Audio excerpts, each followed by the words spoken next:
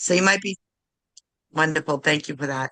So you may be asking yourself, why is voting our inaugural topic? That's because every statistic of a struggling American is tied to policy choice. Who represents you, the best interests of your family and community at the local, state, and national level is important. Voting is your say in that. So if we can go to slide 2, please. Thank you. Today, we'll look at the history of voting eligibility in the US, the way that specific groups were purposely excluded with poll taxes, grandfather clauses, and literacy tests. We'll talk about the ways people pushed back for their right, leading to the 1965 Voting Rights Act. And then we'll talk about current proposed legislation and how it limits the franchise. The recent SCOTUS ruling with Louisiana versus Calais, but it basically does away with Section 2 of the Voting Rights Act. And then where do we go from here? We'll watch a couple of videos, we'll test your knowledge with a couple of questions, and then at the end we'll have time for a little Q&A. There's also a theme, a mantra that I want you to keep in mind as we look at the different eras of voting. It's not underrepresented, it's systemically excluded. I want to say that one more time for you. It's not underrepresented, it's systemically excluded.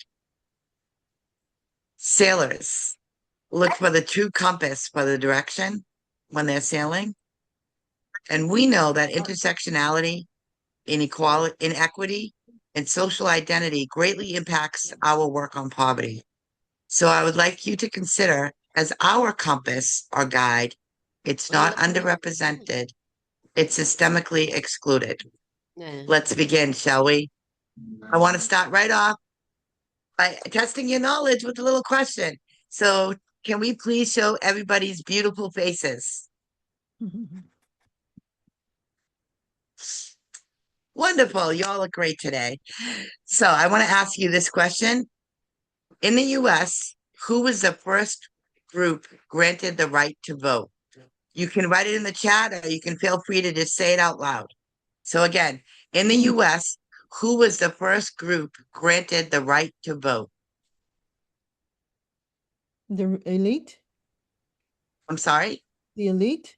Those with power? That's close. But who were the elite?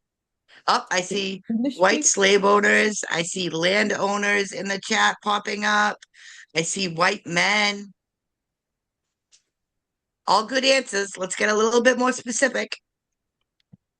White male landowners, we're close. The English? That's a good point too. I wish I had Jeopardy music, but there's like copyright. So I'd sing the Jeopardy music for you. So I'm gonna give it one more second. All right, round of applause because you all had good tries. Close, close, but no cigar.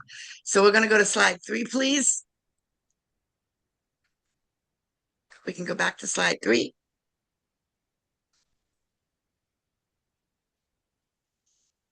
There we go. Thank you. The first group of people granted the right to vote in the United States were white, male, property owners over the age of 21 and free from debt. Do you see how we're narrowing and narrowing and narrowing about who was allowed to vote? So in 1776, when her husband was helped drafting the laws of our new country, Abigail Adams wrote to him and requesting that he remember the ladies, to which he basically replied, sure. All right. When George Washington was elected president in 1789, only 6% of the population in the United States at the time were eligible to vote in that election. Next slide, please.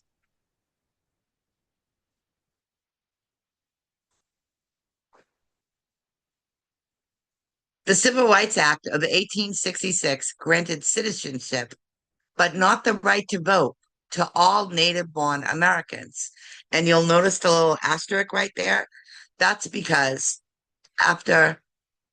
women, Native Americans, and people of some religious denominations were not included in the right to vote that came that citizenship provided, meaning specifically men for the citizenship, met the age or other state requirements. Although we may have federal elections, it's primarily states that determine how they are conducted. So, in a meeting on suffrage with Frederick Douglass at that time, Susan B. Anthony stated, I will cut off this right arm of mine before I will ever work or demand the ballot for the Negro and not the woman. Susie was a little spicy. If we can go to the next slide, please. So the 14th Amendment granted emancipation, and the 15th Amendment granted the right to vote to all men, regardless of race, color, or previous condition of servitude. Almost immediately, Southern states began enacting voting restrictions of poll taxes, where you have to pay a fee to be able to vote, and ridiculous tests that prevented African Americans from being able to vote. In 1896, Louisiana passed what was labeled the Grandfather Clause to keep former enslaved people and their descendants from voting. As a result, registered Black voters dropped from 44.8% in 1896 to just 4% 4 years later. Mississippi, South Carolina, Alabama, and Virginia quickly followed Louisiana's lead, enacting their own grandfather clauses. So if you're wondering what a grandfather clause is, that means if your grandfather was able to vote, then you were able to vote. And in 1896, if you were a person whose grandfather going back, which was before the Civil War, before emancipation, was not able to vote, that you were not able to vote also. So Black men were given the right to vote where they could, provided these new rules and regulations, with the passage of the 15th Amendment. But Black women, like all women, still didn't have the right to vote. In 1913, Lucy Burns and Alice Paul organized the Women's Suffrage March on Washington, D.C. And although it was meant to secure the right for all women, leaders of the march didn't want Black women's groups to take part because they were fearing that the presence of Black women in this march would cost the movement the support of Southern women's groups. In 1917, daily protests in front of the White House led to the arrest of Alice Paul for obstructing traffic on the sidewalk. When denied political prisoner status, she began a hunger strike. So then 3 times a day, she was restrained, a tube was shoved down her throat, and she was force-fed. On November 14th of that same year, 33 members of the National Women's Party were arrested for protesting at the White House, taken to prison, and then brutally beaten and tortured throughout the night. One woman was knocked unconscious, and another suffered a heart attack from what she witnessed and experienced. The public support for women's suffrage began to change when the news broke of what has been labeled the Night of Terror. Next slide, please. So, on August 18th, 1920, Tennessee State Representative Harry T. Byrne cast the deciding vote for ratifying the 19th Amendment, which gave the women the right to vote. Unlike John Adams, who ignored his wife's request, Byrne voted yay based on a letter from his mother that read, don't forget to be a good boy and help Miss Cat. Miss Cat being the president of the National American Women's Suffrage Association. And now, although Black women had the right to vote with the passage of the 19th Amendment, they now also face the same obstacles their male counterparts faced. So if we can go to slide 8, and we're going to get ready. You ready for another quiz? We're going to test your knowledge here. So if you're ready, we're going to use thumbs up. All right.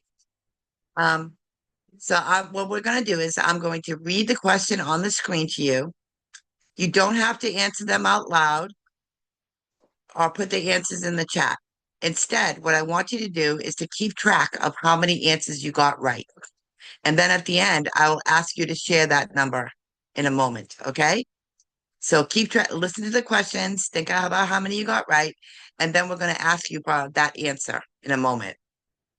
So question 1, at what time of day on January 20th of each year does the term of the President of the United States end? Question 2, if a person charged with treason denies his guilt, how many persons must testify against him before he can be convicted? Question 3, if the president does not wish to sign a bill, how many days is he allowed in which to return it to Congress? Okay, so using the thumbs up emoji, who got in the chat? Who got all the questions right? Thumbs up, thumbs up. Not seeing too many thumbs, right? Okay, so we'll ask this. Who got none of them right? Where were the Go ahead. answers? The answers are not in the chat. I don't see it. Oh, that I'm not going to tell you the answers. I'm asking you. Oh, So yeah, so we'll do it one more time. So what I want you to do is I'm going to ask you the questions, and then I want you to think of your answer. And I'm not going to ask you to answer the questions. I want you to answer how many questions did you get? Did you think that you got? You know, so that you feel like, oh yeah, I can answer that. I can answer this.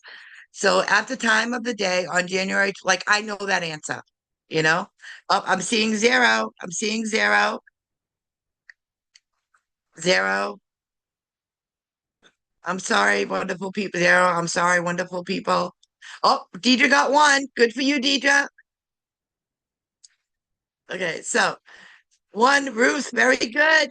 So the reason I'm asking you this, and I know I read through the questions a little fast, but that's a reason behind that. Because these are actual questions that were asked on a literacy test in the state of Alabama.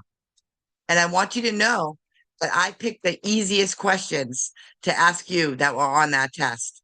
And that people had 10 minutes to complete that test. That's why I was going through them fast. And I think there was like 18 in total.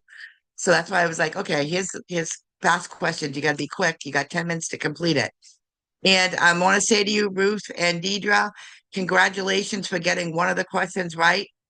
But I want to tell you that I'm sorry you still failed, because in the state of Alabama, even if you got one question wrong, you still failed. Yes, right. Yes, I would see in the chat, I would never get one, I would never pass. And that was the point. That was the point of this test, to make it quick, fast. Even if you got one right, I'm going to tell you the answers right now, that if you're curious, the answers respectively were 12 noon, 2, and 10. So the answers were that if a person, at what time of day does the president end his term? Was at 12 noon. If a person charged with treason denies his guilt, how many persons must testify? The answer is 2. And if the president does not wish to sign a bill, how many days is he allowed to return it to Congress? 10. So even if you only got one right, you still failed the test. You had to get all of them right in order to pass. And that's how they restricted people from voting. So if we can go to slide 9, please.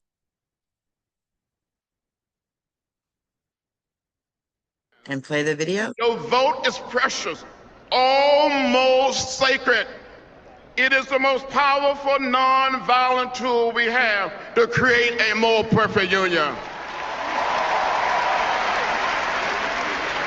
Not too long ago, people stood in unmovable lines. They had to pass a so-called literacy test, pay a poll tax. On one occasion, a man was asked to count the number of bubbles in a bar of soap. On another occasion, one was asked to count the jelly beans in a jar, all to keep them from casting their ballot. So equality and justice is and has always been a fight. Literacy test, jelly bean test, like he said, where you actually had to count the number of jelly beans in a jar, or you had to count how many specific color of a jelly bean was in the jar, like how many red jelly beans are in this jar. And grandfather clauses that Representative John Lewis just spoke of in the video, were only part of Jim Crow practices that enforced racial segregation, white supremacy, and Black disenfranchisement throughout the South.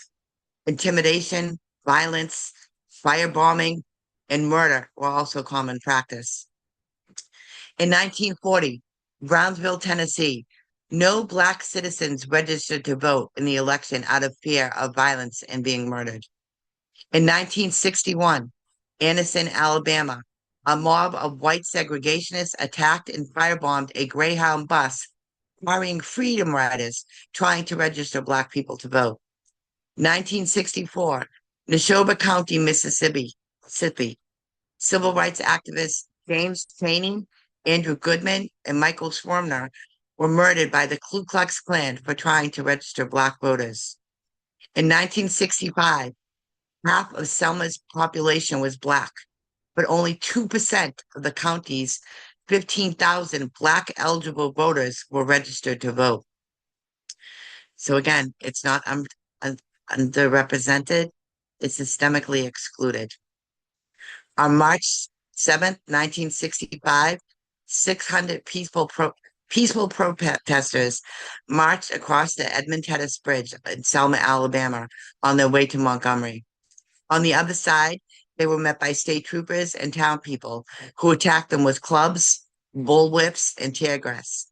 And this young man right here, John Lewis, only 25 years old at the time, but a veteran in the civil rights and voter registration movement, was thrown to the ground, beaten, had his skull fractured, and was knocked unconscious.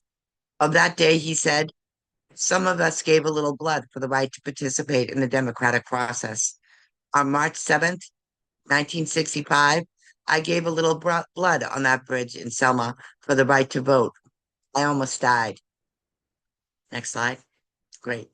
What made Selma the tipping point in the fight for voting rights, opposed to all the other acts of violence that preceded it, was the fact that on March 7th, there was news cameras and reporters in the crowd, and it was being broadcast across the nation into people's house on the evening news as they sat and ate dinner and watched what was happening. On August 6, 1965, President Lyndon B. Johnson signed the Voting Rights Act into law, prohibiting any election practices that denied the right to vote on account of race, permanently barring barriers to political participation by racial and ethnic minorities, and requiring jurisdictions with a history of discrimination in voting to get pre-clearance, meaning prior federal approval for those changes in the election laws before they take effect. And if you look right there in that photo, you can see Lyndon Johnson handing John Lewis the pen that he signed that act with. In 1964, the percentage of Black eligible voters registered in Mississippi was only 7%. Just 5 years later, it boomed to 67%. So we're going to ask one more question. And in recent years, you may have seen long voting like these lines on the news and maybe experienced them for yourself. So my question to you is, and you can put this number in the chat, how long do you wait in line to vote? Is it 30 minutes, an hour, 2 hours, 7 hours? When you go to vote, how long do you wait in line? So please put that in the chat.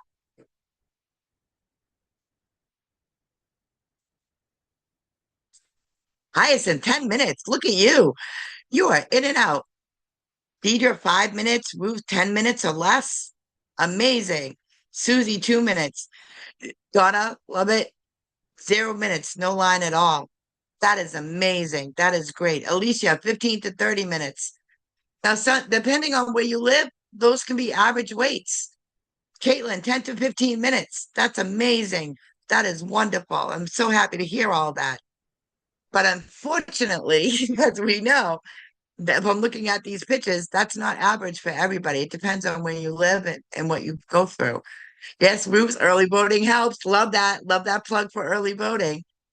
So I want to tell you that there's already research that shows some voters are less likely to turn out depending on the weather on election day. They hate to see rain on election day because they know that might cut down voter turnout. In a 2023 report from the MIT Election Data and Science Lab shows people who watch television news stories that depict polling places lines are less likely to vote in the future elections. And that seeing lines in news coverage made people think voting was more time consuming and decreased their confidence in the elections. Other research has shown that for every additional hour a voter waits in line to vote, the probability of voting in the subsequent elections drops by 1 percentage point. So these long lines and other obstacles purposely put in place to dissuade voter participation are a direct result of the Supreme Court case Shelby versus Holder. So in a 4-5 decision, the U.S. Supreme Court effectively gutted the landmark 1965 Voting Act by ruling that states in localities with a history of suppressing voter rights no longer were required to submit their changes to election laws to the U.S. Justice Department pre-clearance. That's the prior approval that we were talking about just a few moments ago. Excuse me.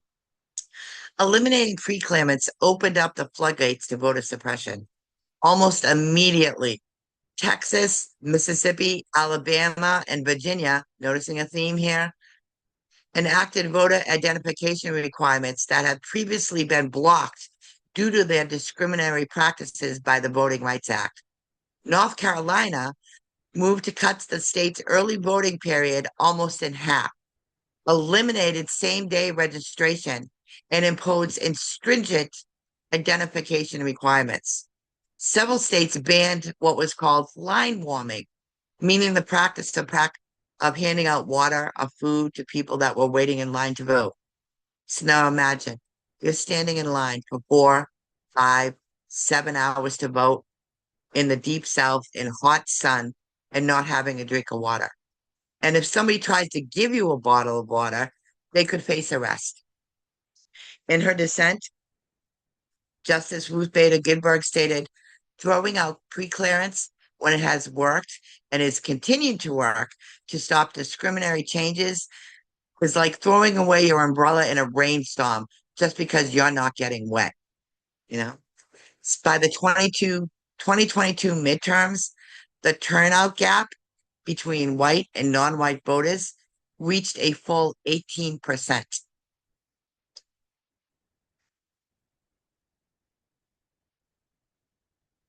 Video, please. Yeah, election integrity should be the most nonpartisan issue we have. Like, why is there objection to sending ICE officers to polling places? Illegals can't vote. It doesn't make any sense. Why is there... Well, they can vote. They just shouldn't vote, right? Well, amen. That's right. I mean, listen, what is the objection? You all probably had to show your ID 5 times since you came into this place. I had to get most of your American Express cards to get you in here. You know. Yeah, so it baffles me. So what he was talking about and referencing is the SAVE Act, or the Safeguard American Voter Eligibility Act, that has been introduced into Congress 3 times since May of 2024, under the guise of, as they said, election integrity and voter fraud, essentially addressing a problem that doesn't exist.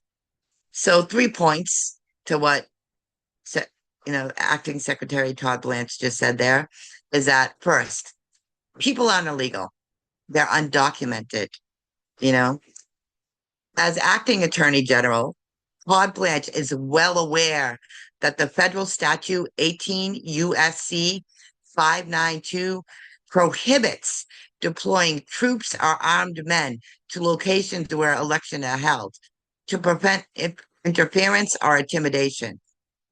And that you'll notice the election fraud that Blanche is referring to is masses of undocumented people voting.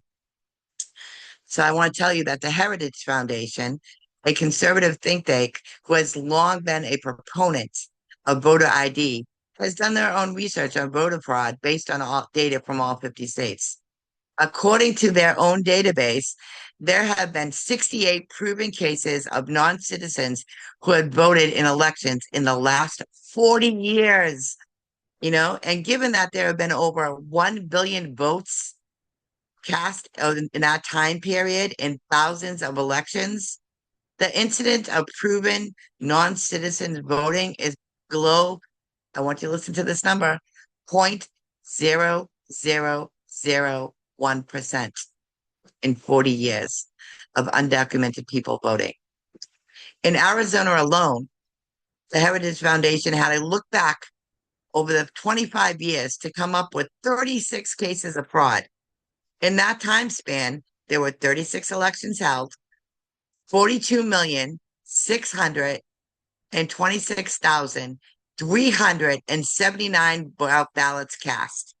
So those 36 cases, ballots out of all of the for over 42 million, 42.5 million votes, ballots that were cast, making the fraudulent votes, again, listen to this number, 0.0000845% in that amount of time. So the idea that we need to have the SAVE Act for election integrity because masses of undocumented people are voting is false. Next video, please.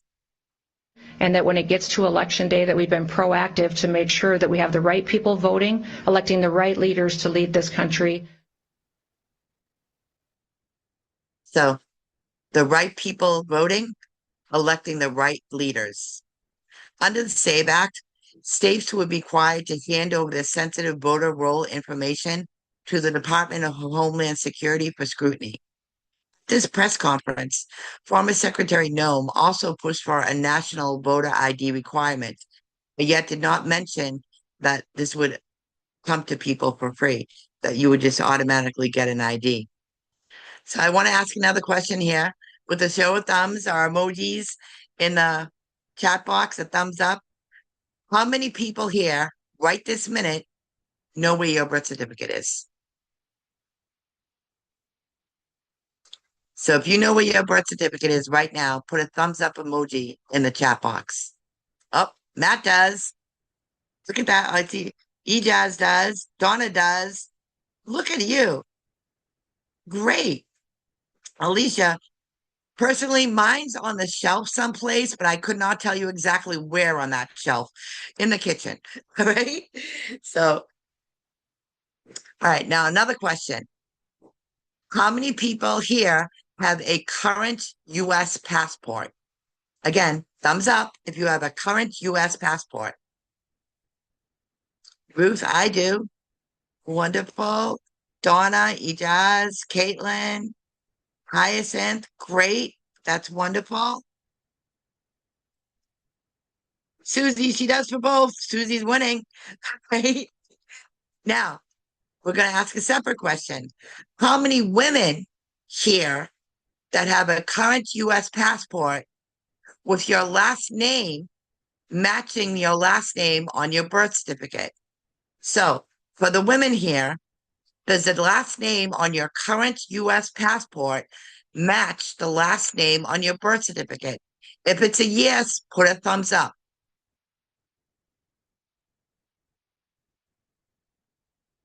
Ruth does. Donna, nope. Donna doesn't. Anybody else? Does your current U.S. passport for the women last name match the same as your birth certificate? Nope. So I want to tell you why I'm asking you this question. Because these are the forms of identification you would now need to register to vote. You would need a birth certificate, you would need a U.S. passport, and you would need to register in person. And your last name, if you were a married woman, would need to, on your passport, would need to match your birth certificate. If not, you would not be able to register to vote. Next slide, please.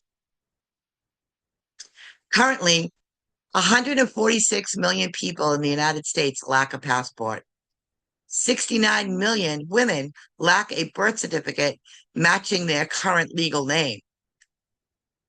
And 21 million citizens have neither readily available. So I want to tell you that I just recently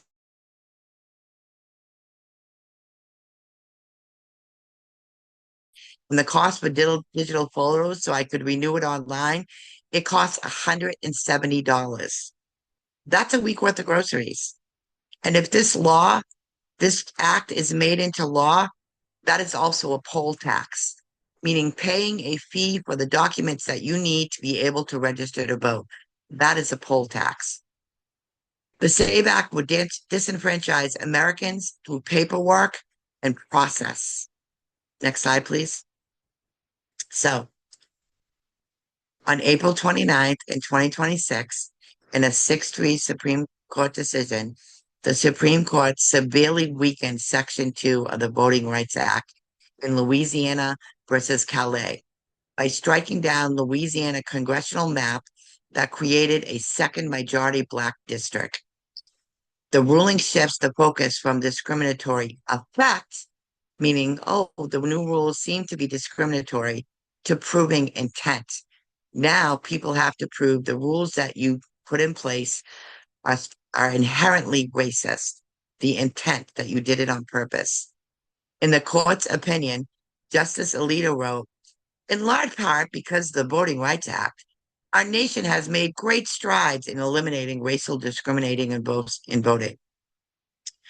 A possibility that the majority refused to consider in the ruling was that the protection of the law's approval requirement itself, meaning pre-clearance, where you have to say that this is what we want to change. Can we do it? That was responsible for narrowing the turnout gap. What also isn't mentioned is that Alito based his ruling on the Black and white turnout parity on 2 elections in the last 5 election cycles, 2008 and 2012. Does anyone have any idea why there might have been an increased Black voter turnout in 2008 and 2012? And you can put your answers in the chat. Yes, I see them coming through. I see it coming through. I love all my civic-minded and politically astute people knowing what's going on. Yes. So, and I'll say, as my friend Tracy likes to say, Obama! She always yells out his name. So, of course, there was an increased Black voter turnout for a chance to vote for the first Black American president.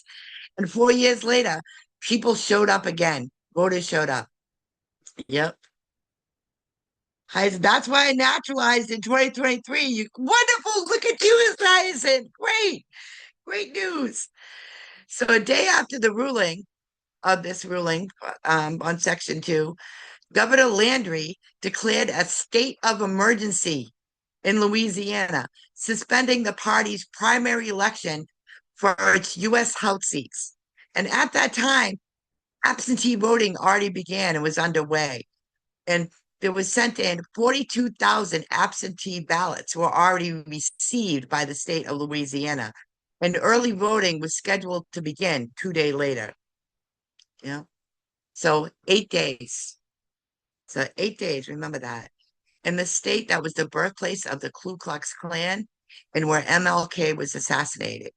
That's how long it took the Tennessee legislature to eliminate District 9, the state's only majority Black district, after the SCOTUS gutted the Voting Rights Act and diluted Black political representation. And I want to say to you, honestly, I can't tell you right now how many southern states have moved to redistricting because it's been at lightning speed that these states are just going to try to redistrict now that this ruling has come out. And so far, I think it's up to 8 states. I can tell you yesterday, South Carolina was trying to redistrict to get rid of the only congressional seat that was held by a Black representative, James Clyburn, and thankfully it failed. Didn't go through the state legislature. They've appealed it to the state court, but now there is talk that it might try to go up to the Supreme Court, so they can redistrict and try to get rid of that seat. I also can tell you that now Wyoming, not in the South, but the Wyoming Secretary of State wants to examine, is the word they're using, electoral boundaries inside the Wind River Reservation, targeting Native American voters. So it's not underrepresented. It's systemically excluded. So next slide. Where do we go from here? And I want you to remember that if your vote didn't matter, people wouldn't be trying so hard to take it away from you. Don't let them do it. The only way we can counter Calais, the Supreme Court ruling, is to vote in record numbers. Make sure you're registered to vote. Make sure you're at the right polling station. If you vote by mail, while we still can, because they want to try to eliminate that, check to make sure your vote was registered after you mailed it in. And I want to give you here's a few links for you to be able to do all of that. And the tech person will put them in the chat so you can copy and paste them. And if you want them later, email me and I can email you those links also. But this is what you need to do. Make sure you're registered to vote. Make sure you're at the right polling place. Check if you vote by mail to make sure it was received and counted. And those are the links from vote.org where you can check to do all of those things. The next thing is make a plan. Call of your friends and see if you're voting. Say you'll go with them to the polls. And as you can see from these photos over here on the side, every election cycle, my daughter and I go and we vote as a family and we take our selfie saying that we voted. Ask a neighbor, do you need a ride to the polls? In some areas, there are services that offer elderly voters a ride to the polls because they can't get out of the house. And in some locations, there's a huge distance to polling places, thanks to that ruling, Shelby versus Holder. Volunteer if you can. Find out about the services in your area if they're looking for drivers to ride people to the polls, and if you're able to volunteer your time and services. The main point is to make sure that you get out there and you vote, because as it says on the side there, democracy needs you, So what I'd like to do now is if we can exit and open up to full screen so we can see everybody's beautiful faces and we can have a little Q&A time with people if you like, if you have any questions or any thoughts that you'd like to share, or now would be a good time.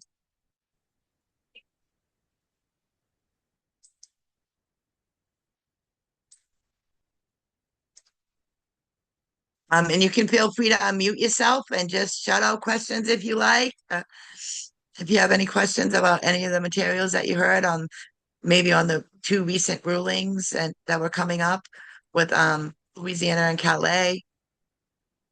I have a question. I'd just be interested to know, as someone who's quite new to the movement in the USA, how do people experiencing poverty that we work with, how do they talk about voting?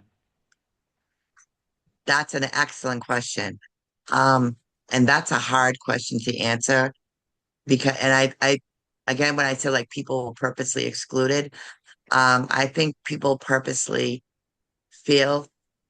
feel like their vote doesn't matter, and I think that's the result of, we talked about it in our MAP research, the multidimensional aspect poverty research, that people that live in disenfranchised areas, disinvested areas, they are more often than not used as an example of why you should vote for me. I'm going to get rid of the crime in this area. I'm going to get rid of this thing in the area, the blight or whatever it is. And they use people in poverty as an example of why you should vote for me because I'm going to clean it up because they make it bad. Or the flip side of that is the only time they see their elected officials that want to come toward the neighborhood and shake my hand and ask me, please vote for me, is during election cycle.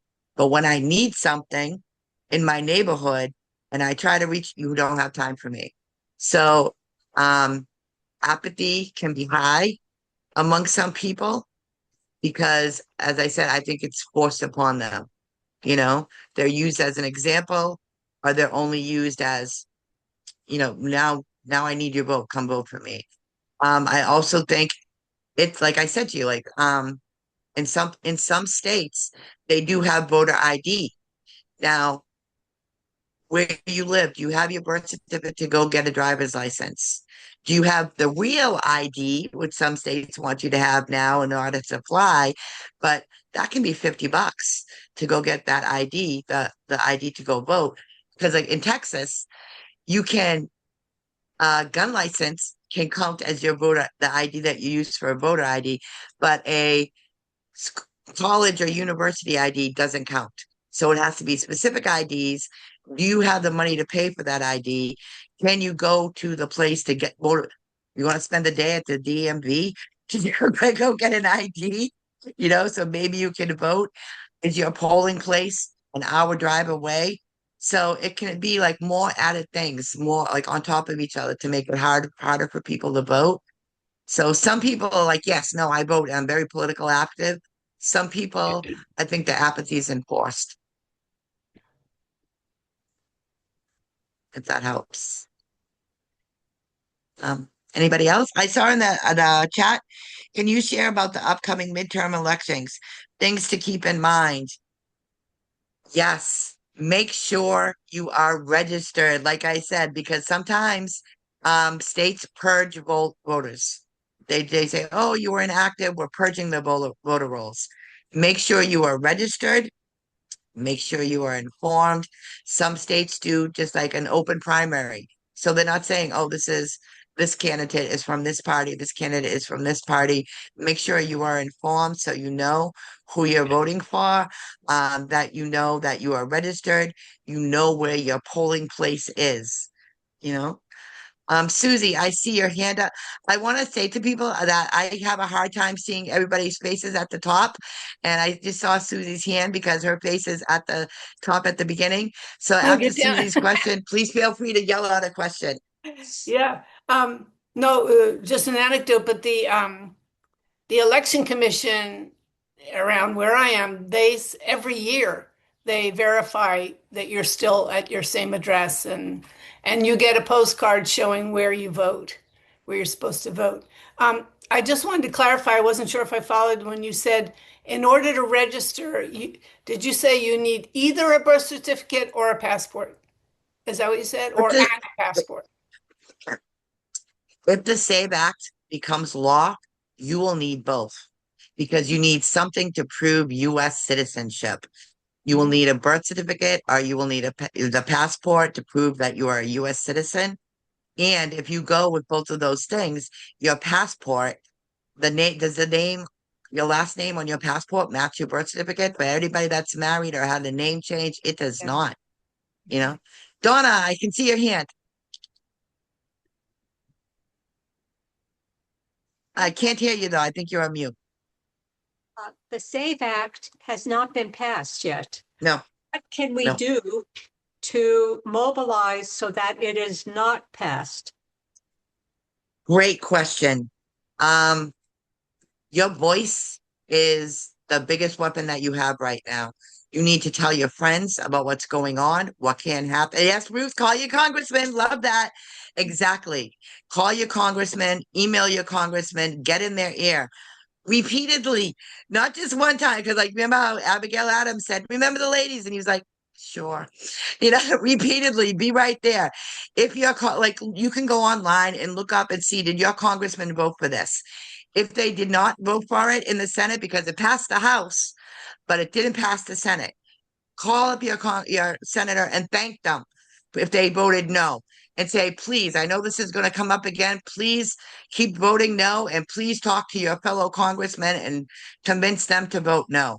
If your people in the House voted no, say thank them and keep calling them. And if strengthen numbers, use your voice. There's research that shows if a representative gets one phone call or one email, they know that 10 other people are thinking about it, but they just didn't reach out and do it. Tell your friends, so they inform your family and friends about this is going on and how important it is. Because this, again, at the very beginning, when we talked about who was eligible to vote, white male property owners over the age of 21, free from debt. How it went narrow and narrow and narrow. The SAVE Act is going to do the same thing. If you do not have a birth certificate that matches your name on it, if you with your name that matches your passport, if you don't, you can't go and register in person. All of these things, it's narrowing the electorate. Former Christine, Homeland Security Secretary there, Christine said, "We want to choose the right voters, voting for the right leaders." SAVE Act is the means of doing it. And I know I see in the question, Deidre, what is the blind spot for people with good intentions to fail to see what is happening in the country? There's an onslaught. There is so much happening every day with voting rules, with different laws, with different rules, things that are being proposed. It's just an onslaught that people could be. So I can't anymore. I just my youngest daughter is years old. She doesn't like me to say her age, but she's 31. Um, and she says to me, I am getting so sick of this. Ever since I turned 18 and I was able to vote, all I keep hearing is that this is the most important election in Uh-oh. your lifetime. She goes, can we stop? Can we just have a regular election? You know? So that's the idea. It's like people become overwhelmed. It's an onslaught. And that, again, that's my purpose. There's so much going on in the news. It's hard to stay informed. But that's it. Try to stay informed, try to talk to people. And it's hard. It's hard to talk to friends and family about voting and getting out there and making sure you're doing it. And are you registered and everything? So the best way to don't talk about candidates. Talk about are you registered? Do you know how to, are you going to vote? Because we don't want to have those family Thanksgiving fights or anything like, family get together fights about politics. Or just say, are you registered? That's all I want to know. Can I help you register if you're not? I'll show you how to do it, you know? Yes, Susie. Yeah, this has really been a very, very good webinar or whatever you're calling it. So thank you for that, Marianne. I was wondering, kind of linked to Donna's question, do you know if the League of Women Voters is still active? And if they are they people who are out there trying to work on these issues? There are so many groups. There's the League of Women Voters, there's the League, Emily's List that promotes female candidates, and they also want to make people got it. The biggest one right now that I follow is Black Black Voters Matter, Black Votes Matter. And they get out, they do um voter rallies, they take people to the polls. They I remember during COVID that they were at when there was long lines at food banks, they were there. They were helping distribute the food with people, and they were asking me, "Are you registered to vote? Do you want to register to vote today?" Because in some places, like I mentioned, the DMV, it automatically asks you, "Are you ready? You want to register to vote?" Some places you can do it online. Um, it like I said, elections are federal, like when we talk about for the House, the Senate, for presidency, but each state determines the conditions that you can register or how you can vote. So each state has different registration lines. I see Patrick's hand, but I see a chat from question from Donna, and then we'll go to Patrick, and then we'll do a little wrap up if that's good for everybody. So I wonder what those involved in Gallup and Brownsville think about how they take these learnings to those they connect with those in those locations. That's a great question. How to be able to make sure people vote. I can't speak directly for Gallup and Brownsville. That would be a question for the New York team and the Gallup team. But I can tell you this. We have our social justice movie club. And every month we show a movie on a different topic. And in June, on June 23rd, we are going to be showing Loudons County and the Black Power movement. I want to look real quick. I'm sorry that I'm going to leave you for a second here, so I can see that because I want to get the exact name of the movie for you. Okay. Loudons County and the Road to Black Power. So, because in the 1960s, Loudons County, Alabama had 0 registered Black voters, despite an 80% Black population. And then SNCC, which was one of the Student Nonviolent Coordinating Committee, when I talked to you about the people that were going down on the buses and the Freedom Riders trying to register people to vote, they went to Loudons County and they were trying to register people to vote. And this is all about that. So we will be carrying over the theme of voting into our social justice movie club because, as we know, this is midterm year. Midterms come up in November, and we want people to know about voting, know about the process, and talk about it a little bit. So I recommend that you could also see the movie yourself. I'm going to copy the name here and put it in the chat for you. You can get it on the streaming services. I just want to copy this. I'm sorry. Let's see, copy. There you go. If you're interested and you want to know about the movement in the South and in the 60s and what happened and how one time was able to do it, we'll also be raffling off Give Us the Ballot, The Modern Struggle for Voting Rights in America, which talks about everything that we just talked about past the 1965 voting rights ruling and what has been done to try to dissuade people. So if you want to do a little investigation on your own. So now I'm going to switch to Patrick, and then we're going to do a little bit of a wrap up. Patrick, what question do you have, my dear?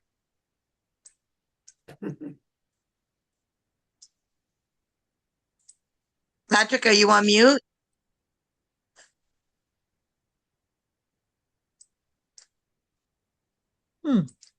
Looks frozen.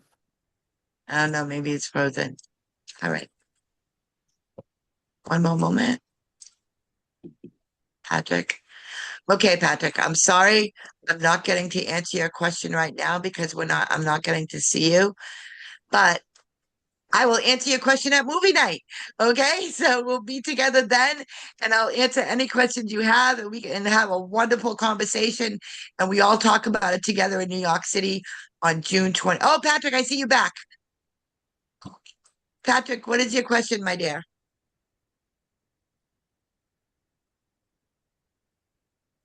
No.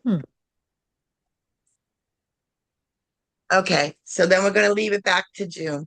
That I will answer your question in June, and I'm sorry I'm not able to answer it now. Patrick, just WhatsApp me. I'll answer your question later on in WhatsApp if you can hear me. Okay. So I want to say now a big thank you to all of you for sharing your time with us today. I know everybody has a busy schedule, and to take time out of your day and share it with us, we greatly appreciate it. I also want to say a big thank you to our tech Colin Moore for being our tech today and keeping us rolling along smoothly.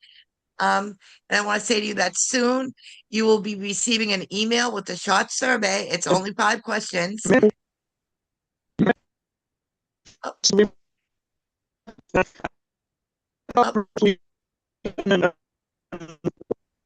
Patrick, is that you?